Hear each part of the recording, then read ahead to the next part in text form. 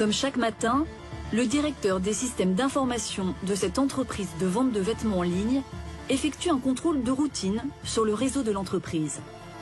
Mais cette fois-ci, quelque chose l'interpelle. Une ligne de code inhabituelle dans le script de la page de vente. Après quelques vérifications, il se rend à l'évidence. L'entreprise pourrait être victime d'une fuite de données massive.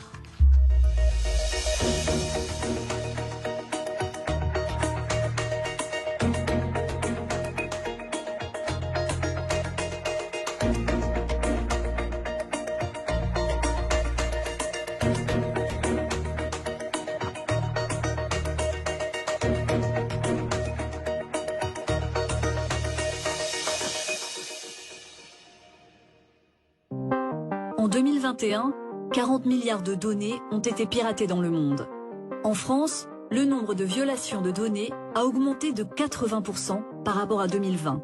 Une fuite de données, c'est un incident de sécurité au cours duquel des acteurs malveillants accèdent de manière non autorisée à des données qui peuvent être sensibles. En fait, une fuite de données, c'est un cambriolage. Vous êtes chez vous, vous avez l'impression d'avoir fermé les portes, les fenêtres et que vous êtes totalement en sécurité. Et en fait, il y a quelqu'un qui va arriver et qui va vous prendre quelque chose qui vous appartient. Donc il y a vraiment des dynamiques émotionnelles parce que on est au cœur de l'humain et de ce qui fait qu'on a quelque chose qui nous appartient juste à nous, quoi. L'objectif des pirates est de récupérer ces données pour ensuite pouvoir les revendre sur le darknet.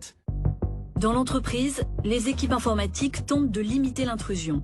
Nom, prénom, adresse ou encore informations bancaires, des centaines de milliers de données clients ont été dérobées grâce à un cheval de Troie.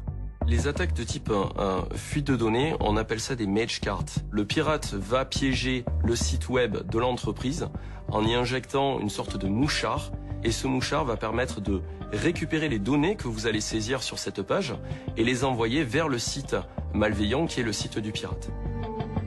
C'est une attaque qui est extrêmement discrète, ça ne se voit pas. Vous allez acheter vos habits en ligne, vous allez au bout de votre transaction, tout va bien se passer, vous allez rentrer vos données de paiement, vous allez même recevoir vos habits, mais en parallèle, toutes vos données personnelles auront été également exfiltrées vers un site malveillant.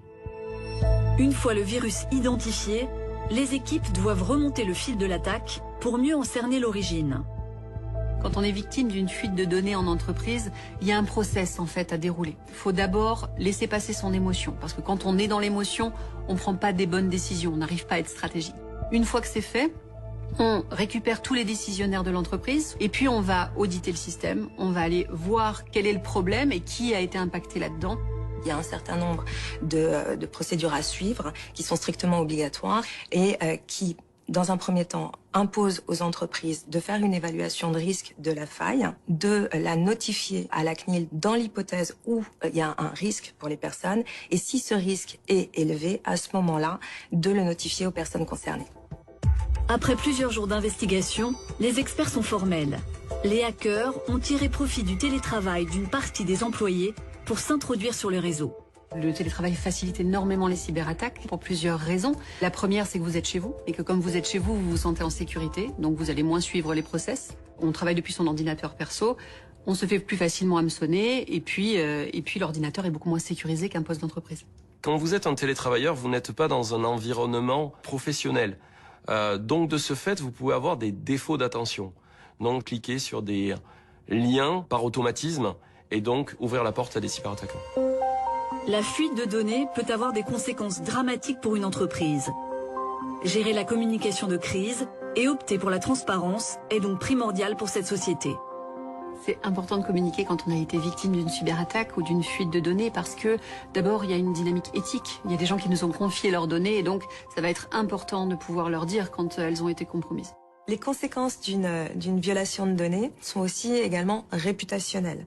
À partir du moment où l'incident est connu, il va falloir resoigner l'image de l'entreprise pour pouvoir aller au-delà. Ce qui est très important, c'est d'essayer de faire passer les messages de façon positive, c'est-à-dire d'insister par exemple sur les mesures de remédiation, ce qu'on a mis en place pour que ça n'intervienne plus.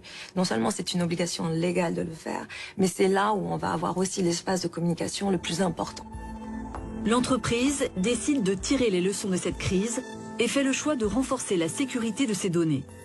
Plus vous aurez de protection, plus ça sera difficile pour un pirate de passer à travers, ou sinon, il éveillera des soupçons.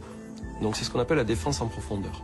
Donc on peut mettre en place des solutions de type DLP, Data Loss Protection. Ça permet à une entreprise de maîtriser quelles sont les données qui doivent rester au sein de l'entreprise et quelles sont les données qui peuvent sortir de l'entreprise. Un cyberattaquant, il peut toujours parvenir à ses fins, quels que soient les niveaux de sécurité qu'on a mis en place. Simplement, on ne vous le reprochera pas si tout avait été fait de façon correcte. Miser sur la prévention et la sensibilisation pour mieux anticiper passe aussi par des mesures d'hygiène informatique au sein même de l'entreprise comme à l'extérieur.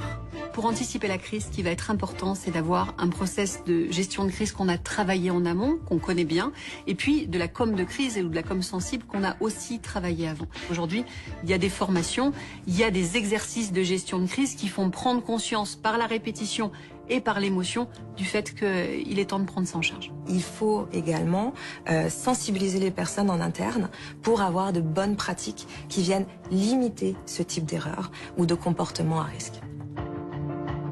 Le premier maillon de vulnérabilité dans un système d'information, c'est l'humain. Et ça restera toujours l'humain.